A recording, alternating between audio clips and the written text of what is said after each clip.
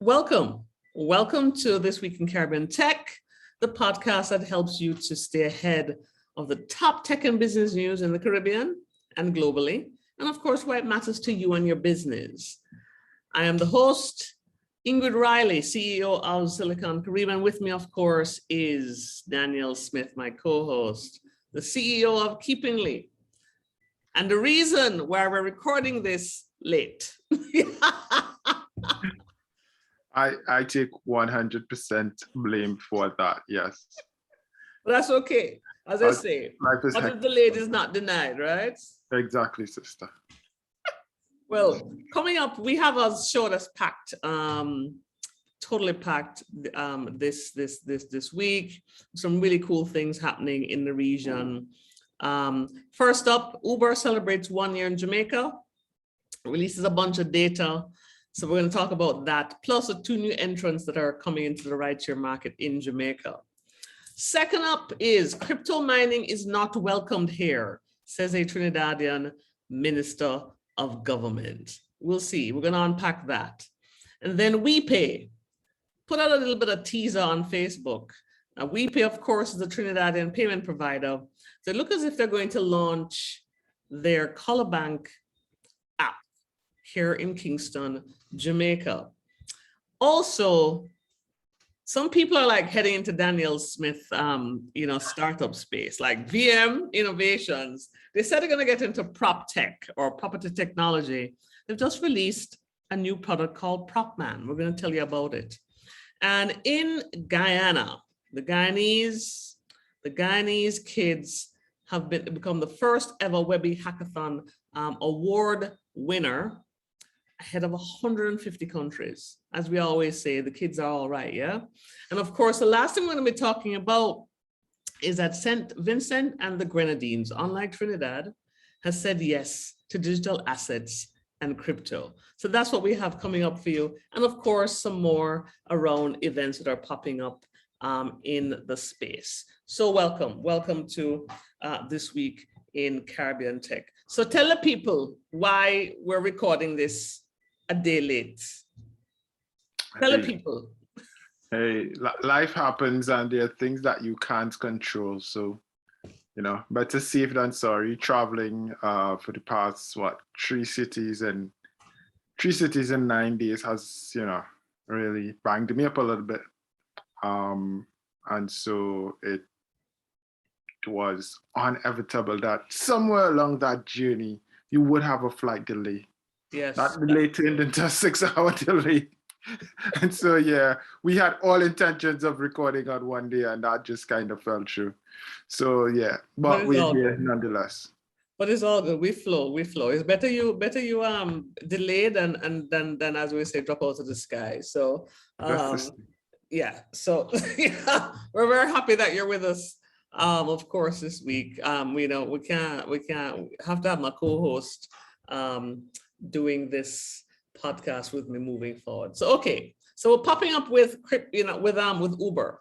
So if you listen to us in previous episodes, you know that I'm an avid Uber taker here in Kingston, Jamaica. So Uber just celebrates its first year in Jamaica. And they released a whole bunch of data, just saying that, hey, Uber records over 200,000 rides in the first year in Jamaica. And people have been asking a whole bunch of questions, right? So I just decided, okay, fine. So 200,000 rides were booked by Jamaicans. And mind you, they're just in Kingston and Kingston in the capital. They haven't spread to the rest of the country fully yet. This is just Kingston, 200,000 rides in the first year. So we kind of did some maths, right? So I remember tweeting it out saying that, listen, so if Uber recorded 200,000 rides, an average cost of a ride is maybe like around 500 Jamaican dollars. So we're talking about 100 million Jamaican dollars in the first year, which means that when you take away 25%, I think Uber takes away 25% for themselves and the riders get the rest. The drivers get the rest. So in other words, Uber drivers earned, call it 75 million Jamaican dollars in the first year here in Kingston, Jamaica. And of course, it's always interesting because when they were coming, or when they just sort of snuck in, they found a loophole in the Jamaican market, in the Jamaican legal framework, and they just simply, boop, we're here. And you know, the regular taxi association guys, the transportation authority was like, they can't do that. They did. And now 200,000 Uber rides later, they're not moving out of Kingston, Jamaica, like they did after a year in Trinidad. They're sticking with it because clearly they found a home. So, ouch. What I mean, ouch. What happened? What happened? What Jamaicans like Uber, Trinidad seems not to have liked Uber. So I don't know that Trinidadians didn't like Uber. I think that the government regulations really, and Uber did say as much. So I think that, but what you speak to me is like the heart of the issues that a lot of these companies face, like Uber, Airbnb. It really came down to the legislative frameworks. The persons who fought Uber, especially like in Trinidad and you know, even in the States, you know, was really the incumbents who felt themselves being displaced. And so you do realize that, you know, it's always interesting to understand what people's agendas are on the flip side of why some things don't take off and some things don't get Absolutely. going. Absolutely. So while I think that those numbers seem fantastic, and I had one question to ask. I was like, hey, how much of those Uber rides was Ingrid? I accounted for. Oh, exactly. I'm like, I wonder how many of those rides were Ingrid. Ingrid, I hope you didn't take 100,000 of those 200,000 rides. No, man, probably just a couple hundred. That's pretty much it. Just a couple hundred. But I mean, it sounds like I would say the litmus test of this is that we could bring one of those Uber drivers and find out the experience. Since I'm sure you have them in your Rolodex, you know, you just support Uber drivers, you know. I'm sure you have friends with a few. I want to understand. But I like interviewing them and I think that we need to understand what their experience. Yeah, I mean, I've been doing that, and you know, it's from the day one. Initially, of course, how Uber enters a market is usually, of course, they slash the price compared to what prevails in the marketplace. And so that, of course, is great, because that is basically the market entry strategy to get riders addicted in the system, and addicted to it. And so, of course, within that too, the drivers were complaining that it's kind of too low, because on average, it was maybe between 30 and 50% lower than what prevailed in the general marketplace with the general taxi drivers. And then, of course, as time, that price differential went down to maybe around 20%, 30%, thereabout. And of course, we have surge pricing, and surge pricing would, of course, get you up to regular market rates and even probably beyond that. And if beyond that in some cases. Beyond that, absolutely. And I'm like, this was not the agreed upon price. So we'll need to have a fight, because I'm not necessarily paying like $40 extra. Like no, that wasn't the price quoted people. You people are crazy. Yeah. So without question, the drivers, most of them that I spoke to were part-time. Some of them were definitely full-time. They actually bought vehicles just to do Uber. Like they're getting hybrid vehicles to drive Uber, because of course it was more fuel efficient. Of course, therefore their profit margins will be greater. And so there are people who are strategizing and building these micro businesses using the Uber system. And that's what they say is all about, helping people to make extra dollars in their spare time, or if they choose to do it fully. And so a year later, 200,000 rides, over $100 million in the marketplace.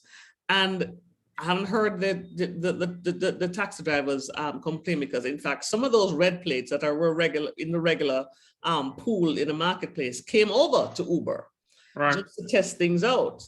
Some of them need to go back there because they clearly don't understand the Uber customer experience that needs to happen, right? But apart from that, it's proves that interesting that Uber has taken a slice of the market.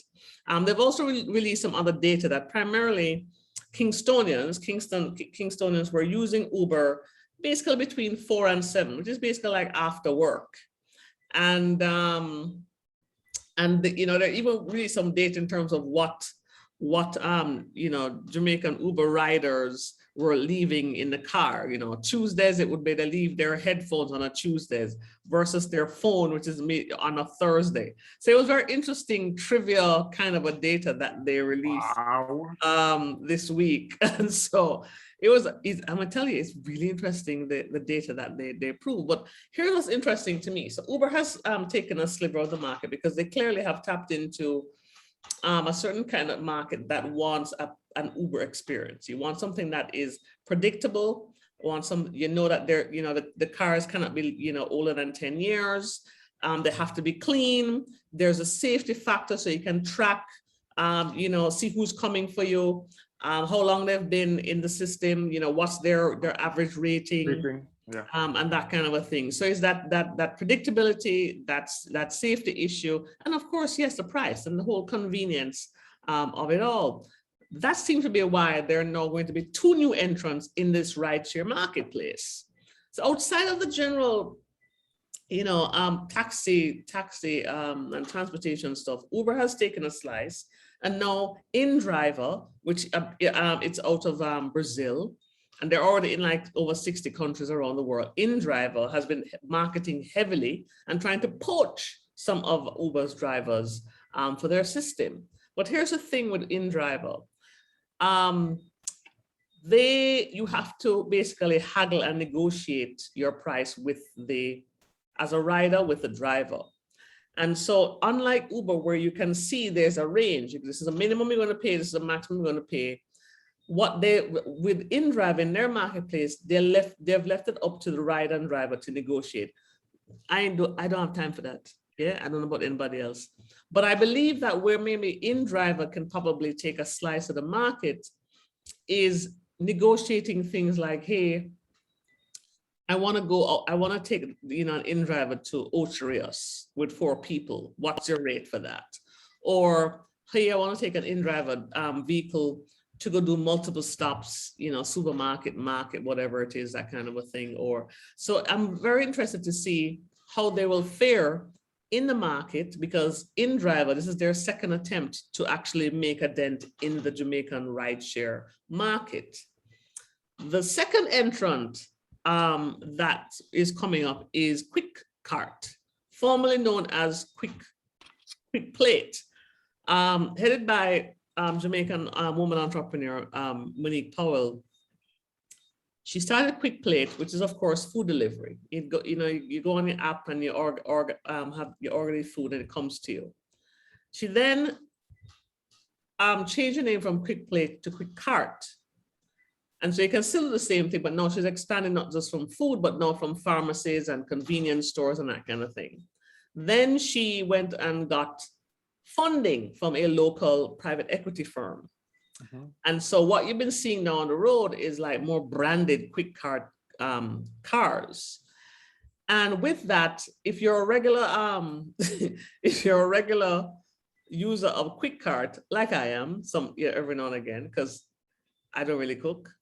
I don't know why you're laughing. I really don't know why you're laughing. But anyway, I don't really cook. So she sent a survey to us maybe around a week or 2 ago saying, hey, we're going to get into the rideshare business. Answer these 5 questions, or how many questions for us, this survey, and you'll get like a $2,500 rideshare credit, or I think it's $1,500 rideshare credit. So I was like, look at that. So we have Uber, who is already in the market for a year now. InDriver just came in a couple of months ago.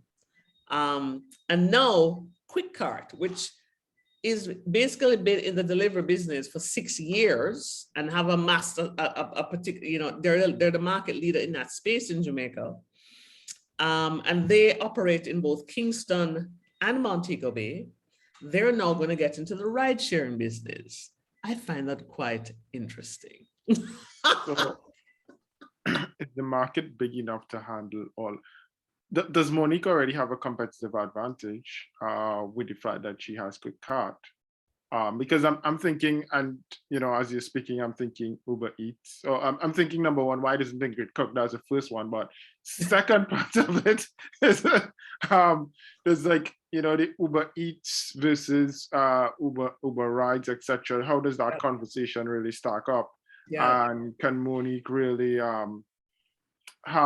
use her competitive advantage or knowledge in the market already to be able to beat Uber? Because I'm not sure Uber Eats is already in Jamaica, but the question, and so the question I have and I see, because just looking at Uber in the international market, especially in the US market, and looking at where their profitability lies, and all those questions about how profitable they really are. Yeah. It really starts, and if you start doing the drilling down, you start asking yourself, okay, ride sharing, while it's good for the consumer, has not necessarily been profitable for many of these firms. So I know Uber is not making that much money, Lyft is not making that much money. I mean, are they making money to pay their bills, but are they profitable? None of them are. And I know Uber's CEO, Kashashari, or whatever, however you pronounce his name. When you really start listening to some of the stuff he says, they're trying to diversify as much as possible in some areas, or drill down in others, cut in on profitable markets to really drive this whole question of profitability. So just if we take the same model and apply to Jamaica and say, okay, yeah, they're doing well in the ride share service or the ride hailing part of it, how does somebody like Quick Cart really, how are they supposed to fare, considering the fact that I would think that they have market advantage being 6 years? So for me, bundle packages, bundle pricing would be where I would go if I were them, to really be able to, beat Uber at that game. Because I mean, Uber can do the whole, I would drop to the lowest price point, and are throwing a bunch of things. In this environment, I don't know if they'd have that much leeway to do it, considering the fact that we kind of going into in a recession somewhere near there. And so it's going to be very interesting to see. But I would love to hear, I know that Monique, so I'd love to also get her take in terms of how does she see the market, and how does she really plan to make sure that she's able to effectively, competitively compete against the likes of an Uber. Absolutely, because here's the thing. Uber's been in Jamaica now, Kingston, Jamaica, for a year now. Yes, 200,000 rides. How many, drivers? They've not turned on two things. They've not turned on the tipping feature as yet. I think they really should do that, right? Because some Uber drivers are amazing in terms of their customer service and how they do their thing. And they also haven't turned on Uber Eats. So if Jamaicans are, gave them basically, 200,000 rides in the first year, it'll be easy for them to turn on Uber Eats, or they could buy the market leader, which would be Quick Cart, right? Or they could go for the second in the market, which is 7 Crates, right? Or Hugo. So it's going to be interesting to see, you're right, if Monique has that advantage because she has greater knowledge of the market, because she's been in there longer and she has market leadership and market loyalty, to then not just simply, hey, we also do ride share, we can deliver your food, deliver your pharmacy stuff, but we also can carry you from point A to point B. And so it's going to be interesting to see Uber when compete with Quick Cart when they turn on their ride sharing stuff, and then with InDriver. And will Uber, over the next weeks, months, or whatever it is, turn on their Uber Eats scenario and compete with everybody? Because the case where, yes, Quick Cart is the market leader and the market favorite, and they have that brand thing, but also Uber is a global company with a shit ton more money to do certain things as well. They have seen, okay, well, my goodness, we have, because of that brand equity and that brand loyalty and that, global recognition of that brand, they're able to actually do these 200,000 rides within year one. So it's going to be interesting to see what Uber does next, what new features they turn on. Do they turn on tipping? Do they turn on Uber Eats in Jamaica? It's going to be interesting to see what QuickCart does, how quickly they turn on their ride sharing feature as they seek to grow the food delivery business, and also where does InDriver fit into all of this? And again, this is the ride sharing side of things. The regular taxi system still continues, which is somewhat of a shambles. But and some of them have actually raised their customer service to try and basically WhatsApp you who is coming, what their license plate is and the first name of the person and how much the ride is. So that's their Uber-esque kind of a attempt to feed or to give more to their current market. So it's going to be an interesting time to see what happens over the next couple of weeks and months between these players in this space. And what is the I would say the regulatory environment look like? What is the government? I mean, Uber has released its details a bit. No, but they found a loophole that because when you're booking a ride, there are a couple of things that you have to agree to every single time you book a ride. So that's the gray area. You know what I mean? It's called a lease, right? And that's a gray area that they found within the existing legal framework to operate here. You see what I'm saying? So again, it's going to be, because when I'm in New York, I don't have to be agreeing to ride it. I just book a ride, set a fare, boom, and I'm gone. So they're exploiting a gray area, but that gray area also shows QuickCart and InDriver that gray area as well and how to do it. So it's going to be interesting times with Uber to watch and see what's going on. Of course, we will report. And when QuickCart launches their stuff, we'll get them on the show. And I don't know who is here in representing InDriver, but if you're watching this, we'd love to talk to you as well. All right, cool. Let's go to your homeland. Even though you're in the 305 Miami, the Trinis are, or should I say, the Trinidadian government is not very happy. So it seems as if the Minister of Finance in Trinidad, Brian Manning, has said crypto mining is not welcome there. Isn't he the junior Minister of Finance, by the way? He's what? He's a junior. Well, yeah. But listen, so there's a video that started circulating in all the WhatsApp groups that I'm in terms of all the blockchain groups, all the NFT groups, all the crypto groups that I'm on, in WhatsApp and in Telegram. Everybody's like, have you all seen this? So basically you're saying crypto mining is not welcome here. And he gave the usual reasons, right? Cryptocurrencies, Bitcoin, the most popular, are completely bereft of any intrinsic value and are highly speculative in nature. Whatever. Secondly, he goes on with this point that how many countries around the world have partially banned or fully banned crypto. He needs to update his knowledge, sir. But anyway, he went on to say that, because of the speculative nature of this digital currency, it has led to extraordinary price volatility, and therefore it's unstable and cannot be trusted, basically. He went on to say too that cryptocurrency exchanges are prone to cyber attacks. Like anything else out there, sir, but okay. And of course, he went on to the tried and true classic reason anti-crypto, anti-digital currency people have been using is that, hey, crypto is being used for illegal activities, money laundering, extortion, drug trading, terrorist financing, human trafficking. Okay, he just keeps digging his grave. And then of course, he talks about the whole banning of or wholly or fully banning of cryptocurrency in certain countries around the world. So when I watched the video, my eyebrows were cringed up, and then I was like, who wrote this? Who wrote this speech for this dude? Because he's just basically become a laughing stock in not just the crypto fintech sector, but also the Caribbean crypto industry as well. Because it read like somebody, it's like some speechwriter basically say, hey, here are the counterpoints, and you go and say that, and let's see what happens. So what I did in to counteract all that drivel that he says, this is my counterpoint to all that Minister Manning has said.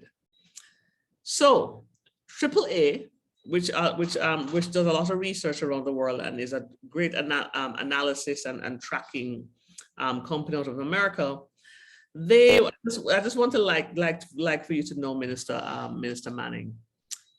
Right now, there's an estimated over 300 million crypto users globally, and over 18,000 businesses are already accepting crypto payments. In the Caribbean, over 250,000. There are over 250,000 Caribbean crypto owners, and Trinidad is number 4 of the top 8 Caribbean countries that own crypto. Right in Trinidad, there are over 20,000 owners of crypto. So I have to say to him, sir, read the room. The other thing that he clearly doesn't know about is that last year, a small consortium of individuals came to Jamaica, raised $3 million US, took that money, went back to Trinidad. You know what they're going to be doing? Mining crypto. Why? Because of course you all have very cheap gas and all these wonderful oil reserves. So is it that he does not know what is going on, or he is maybe seeing the increased requests coming in for crypto mining facilities, and he was saying, okay, no, we're not going to touch this. What is going on in your country, Daniel? Hey, I would also like to know. Again, because I heard parts of the speech, I was on the road. I didn't necessarily look at the whole thing. But I did get the part about, hey, we're trying to protect consumers' interests and stuff like that. And you know, for me, that has been one of the things I'm like, you know, especially around crypto, we need to make sure that, because that would always be the standard argument for the powers that be and the Absolutely. Yeah. And so again, you know, even I was at Black Women Talk Tech, and you know, there are people there. I think that there's some fantastic people there, even that we can bring on this show, who talked about crypto and stuff like that. But you know, for me, I would always say, you know, it's baby steps, and to me, you know, trying to figure out, okay, how do we figure out blockchain? Because again, what even Bill Gates this week said about crypto, it was pretty funny to me. Yeah, because here, there's a pause on that. So it's kind of interesting that Bill Gates, who is now a mega billionaire, is basically, you know, shitting on crypto, and you know, telling to anybody who believes in crypto are fools. Yet still, when he was just starting out in his computing journey, people used to call him crazy as well. So I kind of find it interesting that now you move from crazy to successful, then you're now calling other people crazy. I just found it quite hypocritical, and I was like, okay, Bill, sir. But yeah, go ahead.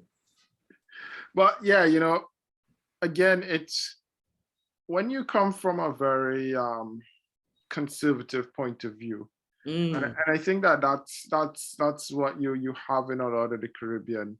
I would, you know, just having some interactions very recently, I said, you know, our people are brilliant, but when you start looking around the room in terms of our ability to take a risk and stuff like that. But I do believe that there is a level of education that we haven't educated our people about. Especially people, and I think your cousin Trevor said it best.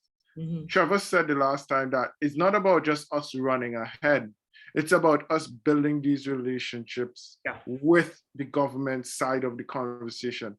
And I think that this is where we are not smart. Not sure if you saw my picture this week at an event that I was standing next to the Secretary of HUD in the US here.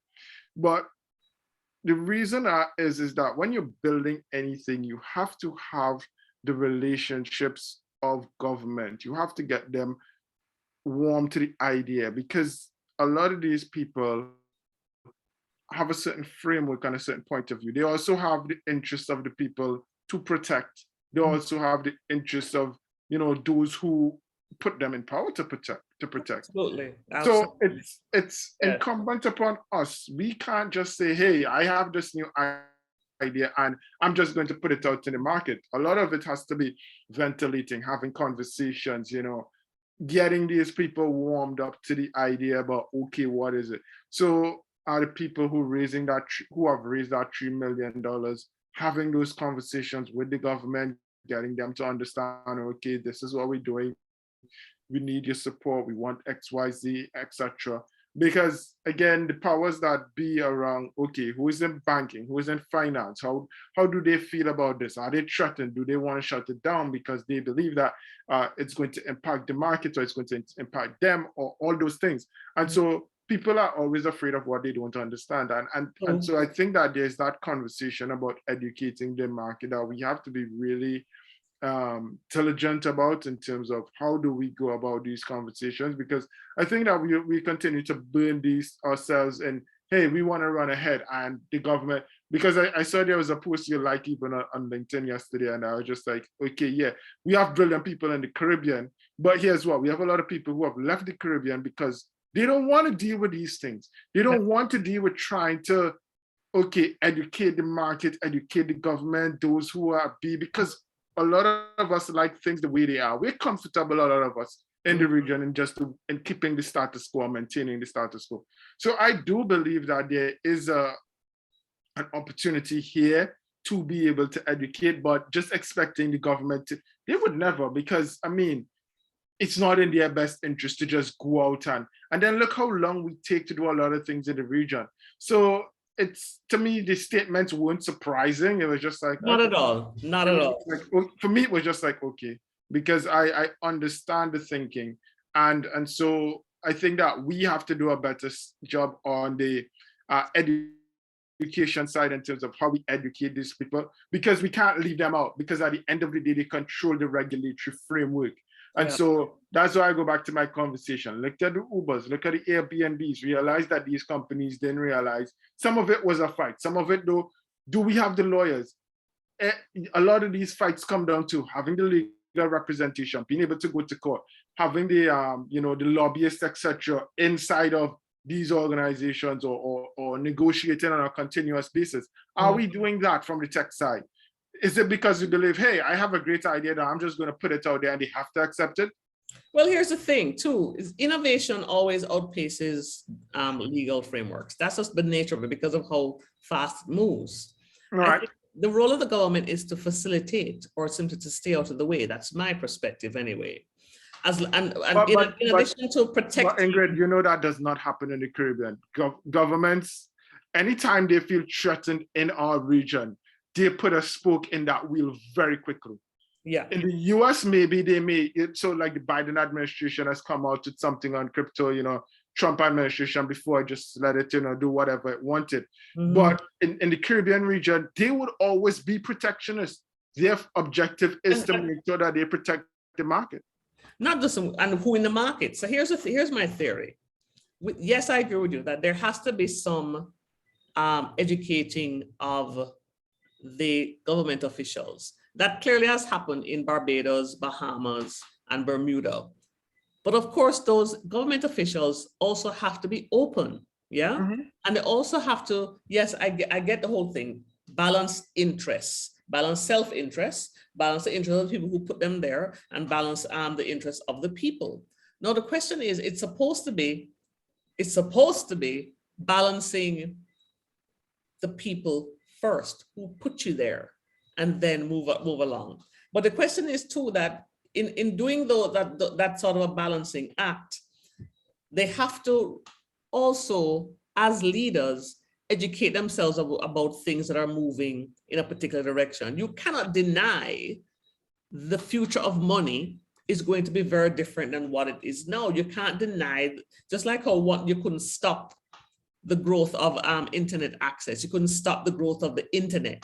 And internet is just over 25 years old. You couldn't just say, oh, well, no, we don't want the internet here because we don't want people online looking at porn or whatever it is. They're looking at a very limited definition and limited possibility of the internet. And I just believe that certain things, sometimes you have to push the government right? As I say, what they say, you beg for forgiveness, but don't ask for permission, right? Because You you've don't got ask this. permission. It's Yeah. easier to beg for permission, beg for forgiveness versus than to ask ask for for permission. permission. And Yeah. that's why I think a lot of entrepreneurs always bump up against government and legal frameworks. And yes, I agree, we do need a legal framework, but they have to understand that they have to balance, when you're thinking about balancing the needs of a country, you've got to say, goodness, how can this help the majority of people?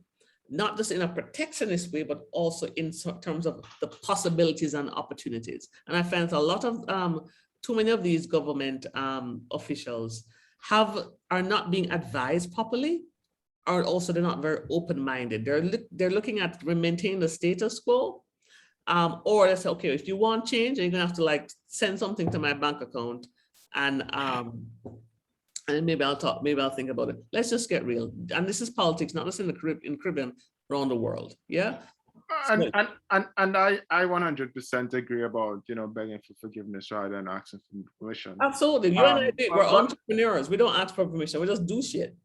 But what I have come to, I don't know, I respect it as much, but what I've come to understand in the Caribbean is that you have to play this very delicate game of, jumping through muddy puddles, as Peppa Pig would say. Let's go jump in some muddy puddles. Sorry, I have a kid. So, oh my goodness. Yeah, Peppa Pig. But the fact of the matter is that if entrepreneurs need to get through, you have to take one of two roads. Mm-hmm. You have to go in with this, hey, I'm going to do this, and I'm taking no prisoners, and come hell or high water, this is what I'm going to do, and this is how it's going to evolve. Or you are prepared to have those conversations and get them on your side. That's gonna take longer. There's no guarantees in that second road. The first road is, hey, I might lose my shit, my money, my everything, but this is what is going to happen. So you just have to be very determined which way you're going to go in terms of how you want it to pan out for you. I think that, yes, there's some protecting of the interest of the people when you have these conversations, but I'm strongly on the side of, hey, they're just about maintaining the status quo. And it may not even be for them, because, I think that, we should have like a Brian on the show to understand. And you could, sit him down and have a conversation with him about why.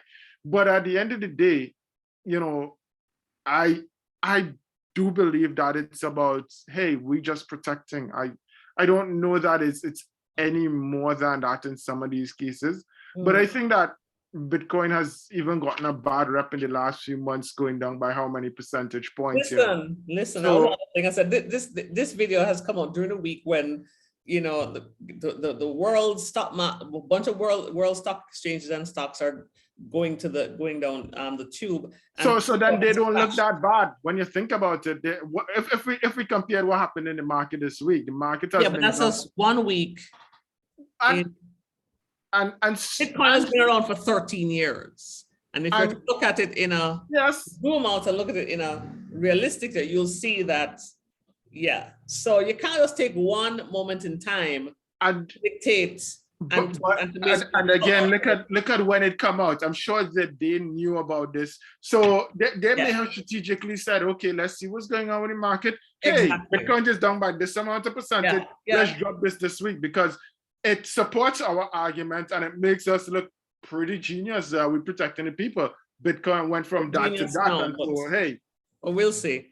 But anyway, for those those who are in the Bitcoin, in the cryptocurrency market, whether you're investing or trading, it's interesting times. Very interesting times. I know what I'm doing, but I'm not going to share that because I'm not a financial advisor. But anyway, as we talk about Trinidad and we're talking about people, beg for forgiveness and asking for permission, we go on to, the next news item, which is Wipay. Wipay, which is of course a Trinidadian payment provider, which moved their headquarters to Kingston, Jamaica last year. They then went ahead and launched their American-based digital bank called ColorBank. So they were in a hotel this week, what they call testing out their ColorBank, the beta version of their ColorBank app, which will basically allow people, this says here, within 1 month, everyone in Jamaica will have their own personalized Mastercard that works online and at any point of sale terminal across the world. So they were actually paying for drinks using their Mastercard branded or partnered for their ColorBank beta app. So that's very interesting. So your people in Trinidad, you have one, minister who's like, no, we don't want anything new around here.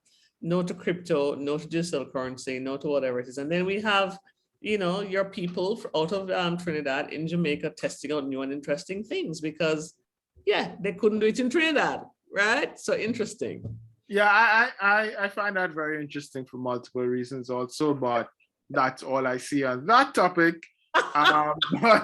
But I saw it too. I saw the teaser advertisement, I would call it, and it looks pretty, Let's see what they do with it. Let's see what they do with it. Because MasterCard has been making some interesting inroads in Jamaica and in the Caribbean. They have decided that they're going to get some market share here. They've been doing some very interesting things, going after a particular segment of the Jamaican market.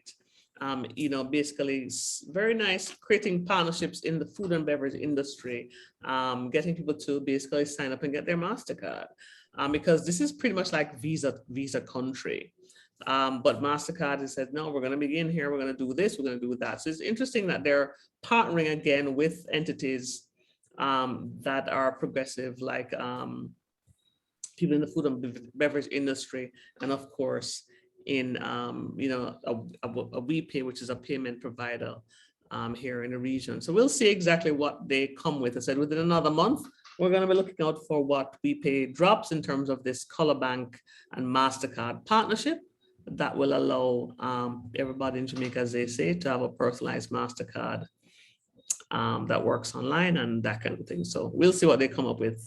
So do you think that this democratizes the use of credit cards or expands the number of unbanked people to banks? I'm trying to just, because beyond understand the value that they bring. Yeah, beyond just another payment option for Jamaicans, how does it really help the market? And that's why I saw it and I'm just like, okay. Huh? Good question. So I guess we'll hear more about what it is that they're doing. Because if you're getting a personalized Mastercard, it means that it sounds as if you'd have to basically download the ColorBank app, apply, for your ColorBank / basically Mastercard branded ColorBank card, which will be, I guess, all digital, and it will allow you to do transactions. How you actually fund that Mastercard, and that's going to be also very interesting, is that they have connectivity with the local banks through Mastercard. So it'll be interesting to hear, as we know more for the next coming weeks, how it actually works, and is it they're going for, because the Mastercard themselves, in terms of their own strategy, have definitely been going after the top 10% in Jamaica, the executives, the entrepreneurs, the high earning creatives. That's been the market that they've been going after. So I think that's probably what they're going to go for first, versus a link app out of NCB, which is basically trying to go from the bottom up. Mastercard and ColorBank seem to be going from the top down. But let's see what comes more from them over the next couple of weeks. Yeah. And on to the next item, our second to last item for this podcast. You are listening to This Week in Caribbean Tech. My name is Ingrid Riley, and of course with me is Daniel Smith. So this fourth item is It's all about you, sir. You have competition. What's going on here? VM Innovations, the Fintech Arm of Victoria Mutual Building Society, one of the oldest, I think they're over 100 years old, building society in Jamaica. They've launched a Proptech or property technology product called PropMan. So PropMan basically allows for property and strata management tasks, from security to account tracking to monitoring. It's basically a software management platform that allows for the real estate industry and all the developers and the strata managers and the property owners to properly manage their real estate.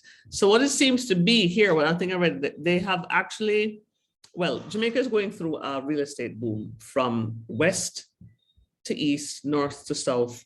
In Kingston alone, there are over 170 developments going on simultaneously right now. High-rise buildings, the landscape has completely changed over the last 2 to 3 years, and it's just getting started. I don't know if what's happening with the money is more expensive, the global's, slowing down, global economy is slowing down, that will slow things down a bit. We don't know.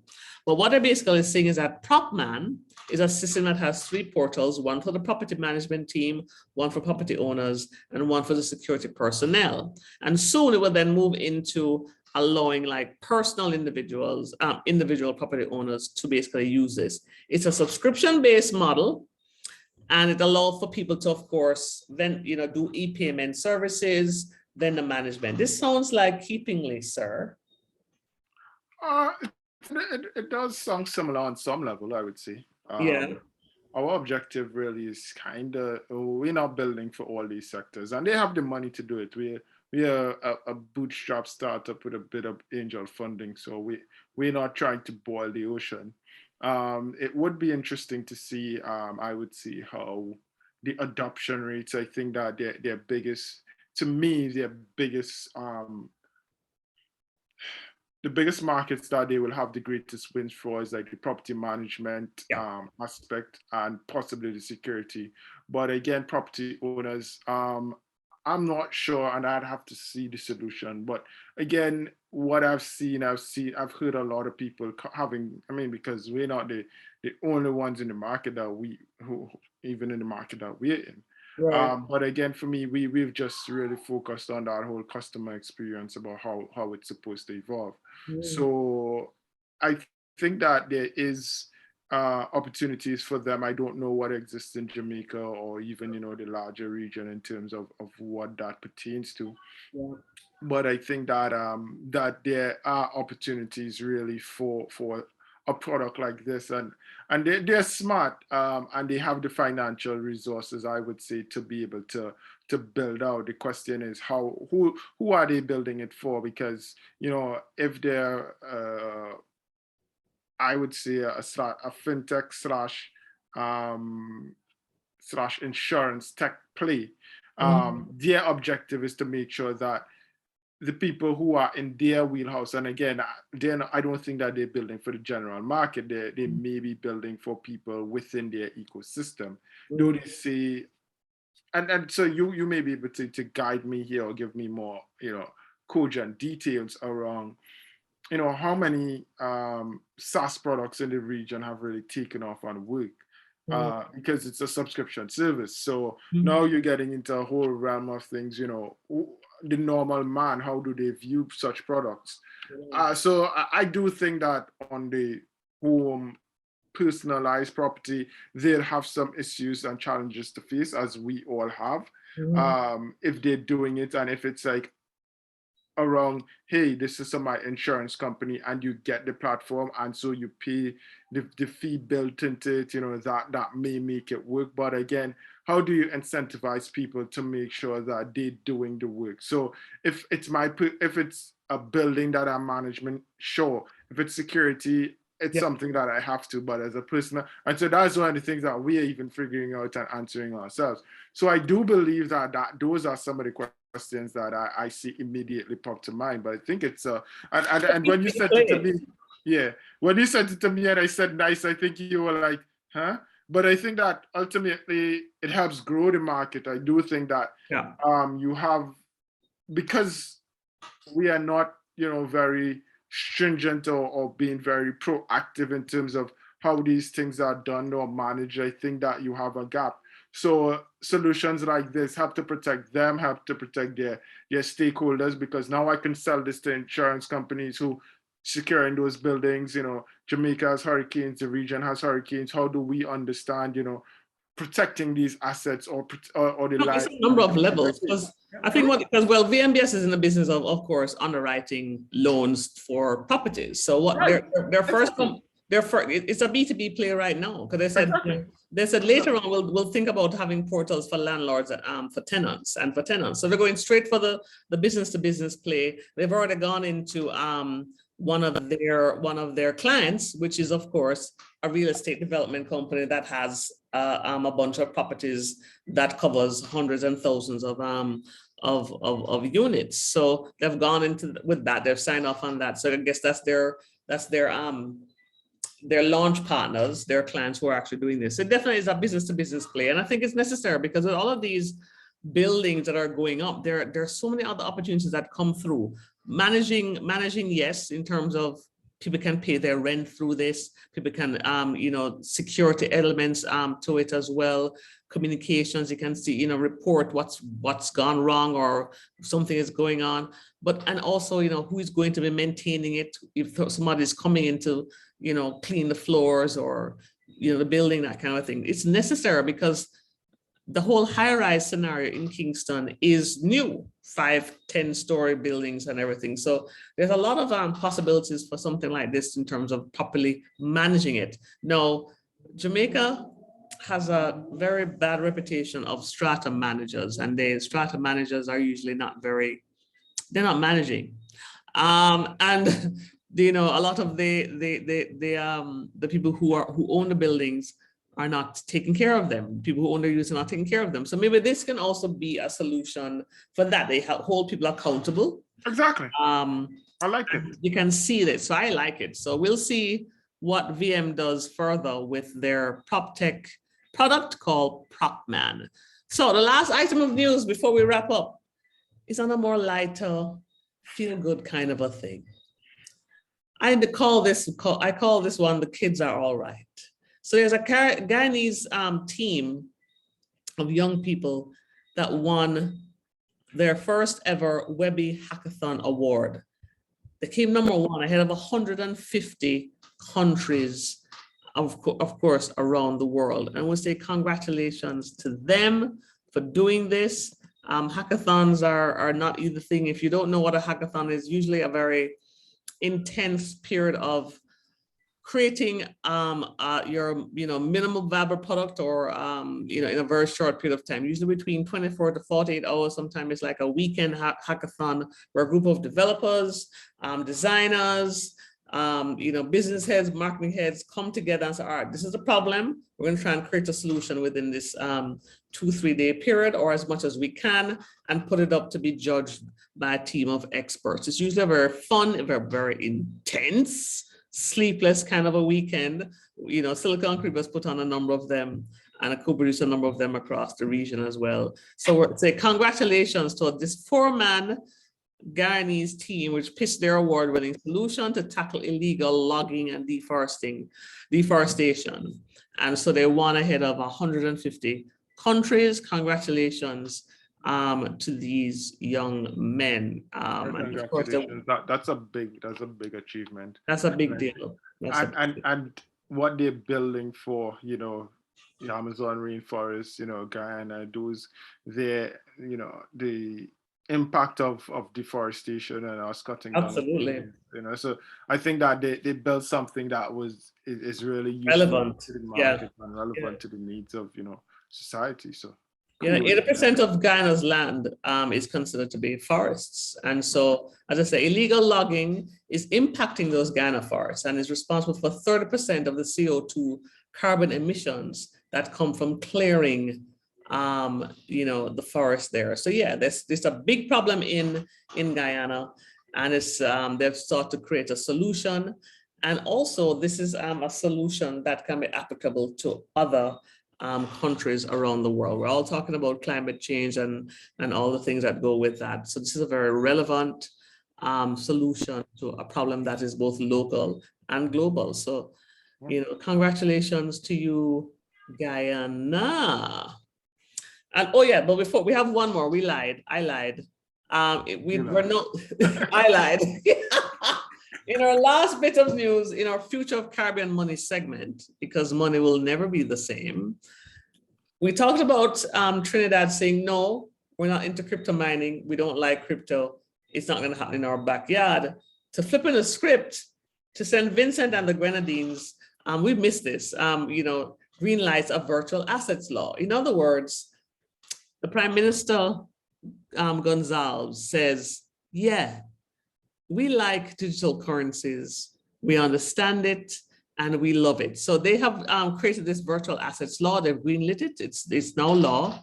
So they have defined a virtual asset as a digital representation of value that can be digitally traded or transferred and can be used as payment or for investment purposes, and does not include digital representation of the fiat currency. In other words, this does not cover CBDC, or the Dcash, which has come out of the OECS countries. Now, St. Vincent and the Grenadines, they are now the fourth country in the OECS countries, behind Antigua, Grenada, St. Kitts, to actually make this law.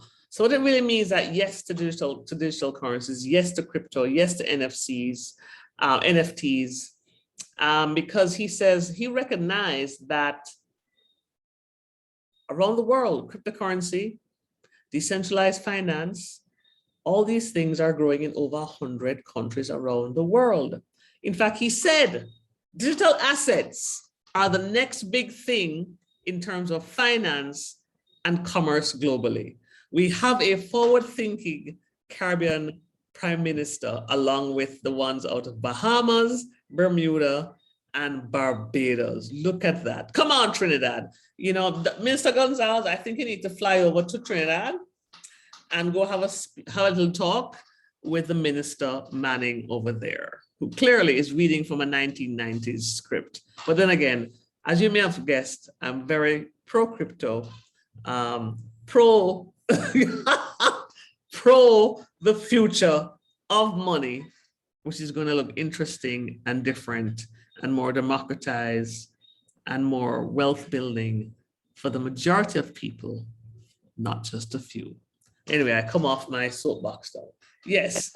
I think you need to call it a crypto box. My crypto box. Your crypto box. Is my crypto box. So yeah, so that's basically it. So I think your people in Trinidad should go to should invite over Minister Gonzalez. Is Trinidad and St. Vincent do they like each other, talk to each other? Yeah, do they collaborate with each other? They do. They have a lot of conversations. But again, in hearing these different views, my brain starts screaming out, number one, 10 from 1 leaves how much? That's number one. Number two is like, where is CARICOM in these conversations? Why? And and you and I have had some conversations even privately around, how the Caribbean has, enveloped ourselves, and how the whole nature of us being isolated and trying to fight for our own identity. Mm-hmm. And these are the things that I see coming out here.